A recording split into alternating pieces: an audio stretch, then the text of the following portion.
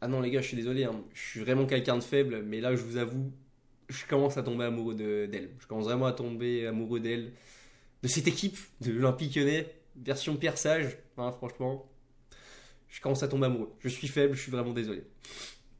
Bref, sur cette intro plus que gênante, c'est pas grave, je m'en fous, les gars. Je suis heureux de vous retrouver pour un nouveau débrief, pour le débrief de Le Havre. Olympique Lyonnais, victoire 4-0 de nos Lyonnais là-bas au stade Océane. Hein, en plus c'est bien, ça fait une belle pub pour le film de 4-0 qui sort comment mercredi là, de Fabien Ntamiente. Vous savez, c'est la suite comment, de 3-0, un vieux film qui date de 2002 je crois. Bref, non, vraiment, je suis très heureux de vous retrouver. Franchement, après cette horrible trêve internationale qui nous a coupé du beau football, on peut le dire. En plus, là, c'est le cas de le dire. Hein. Autant avant, on était même heureux, tu vois, à quelques moments d'avoir une trêve internationale pour couper de l'Olympique Lyonnais. Mais là, non, ces derniers temps, c'était pas possible. On était dégoûtés parce que franchement, ça joue tellement bien. Et là, ça encore ce soir, ça joue très bien. Franchement, cet Olympique Lyonnais vraiment me plaît de plus en plus, sincèrement. C'est incroyable. Bref.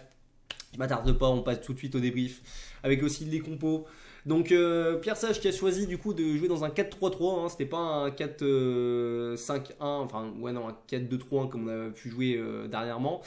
Donc Lucas Perry dans les cages, hein, Maitland Nice à droite, Mata Niakate, ouais, j'ai voulu dire trop vite. Et en défense centrale, Kaitacha, il me semble, était suspendu à cause d'une accumulation de cartons jaunes. Si je pense que c'était ça, je crois. Amner latéral gauche, hein, Amner. Hein. D'ailleurs, Tagliafico aussi, je crois qu'il jouait pas à cause du jet lag, enfin, ou je sais pas quoi, par rapport à sa section. Enfin, après, tu me dis ça, mais bon, Amner aussi, il a fait aussi la sélection au Brésil, donc je comprenais pas trop aussi pourquoi il a pas joué. Le milieu de terrain, Cacré, Verito, Tolisso. Petit doute au début quand j'ai vu cette compo-là, je vous avoue, surtout sur Cacré, qui en plus, voilà, bon, j'en parlerai après, mais voilà.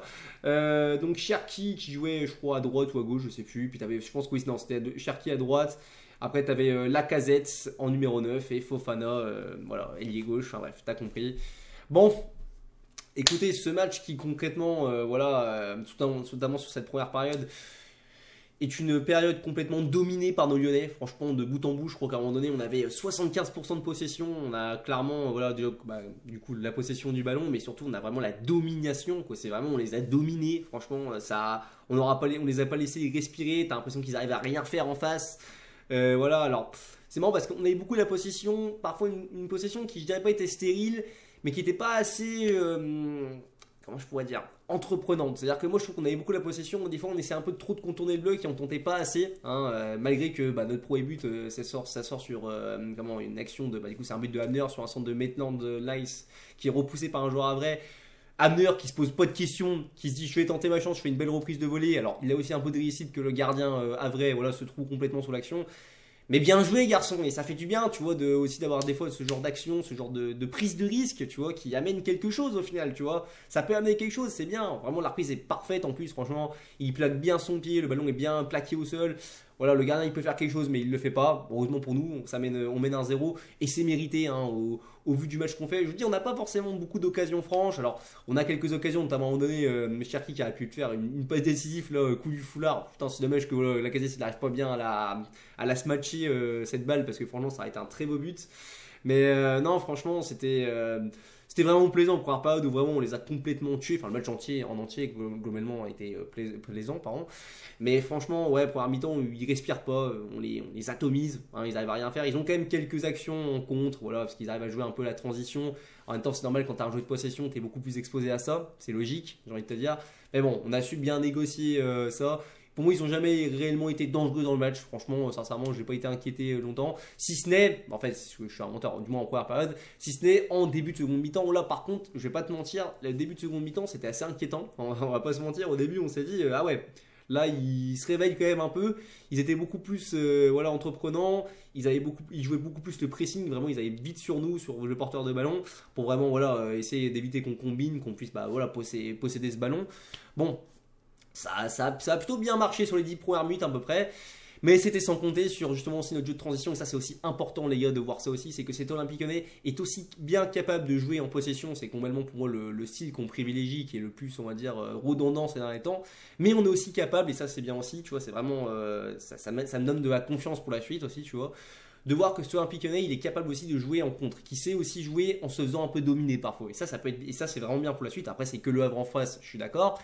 Mais c'est quand même bien de le voir, tu vois. Ça, c'est pas forcément tout le temps qu'on voit ce genre de choses. Et le fait que, tu vois, on réussisse, du coup, vraiment à marquer sur un but, sur une contre-attaque très bien négociée, hein, de la part, il me semble, alors, du coup, ça part de Cacré, il me semble, de base. Après, c'est surtout Tolisso qui te fait la bonne passe au bon moment sur Mike Fofana. Hein, très belle passe aussi de Tolisso, là, il casse vraiment la ligne, on peut le dire.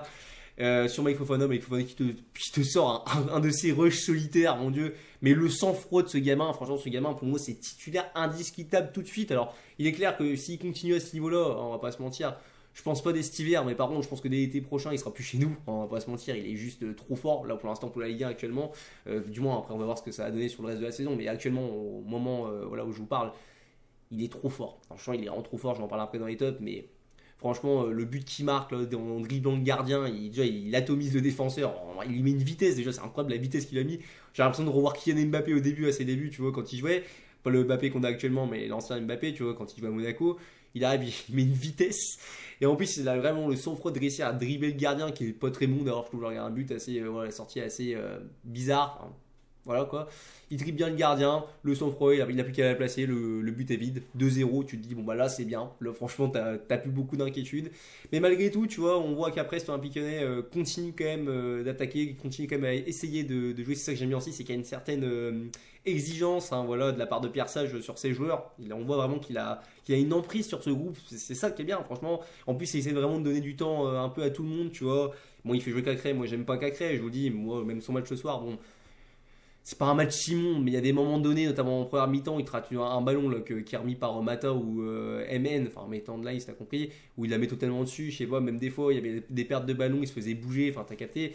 Mais bon, c'est quand même bien qu'il réussisse quand même à plutôt bien au moins à faire tourner ce groupe, à faire vivre ce groupe, hein. T'as vu encore avec les entrées après Après voilà le but par exemple de Lacazette, hein, Lacazette qui bon fait pas forcément un super bon match ce soir, je trouve même que tu sais il a souvent trop joué sur le côté remise et passé sur le côté vraiment tueur du numéro 9. Moi c'est vraiment ça que je demande à un numéro 9 de base, moi c'est des tueurs, tu vois, c'est de marquer des buts.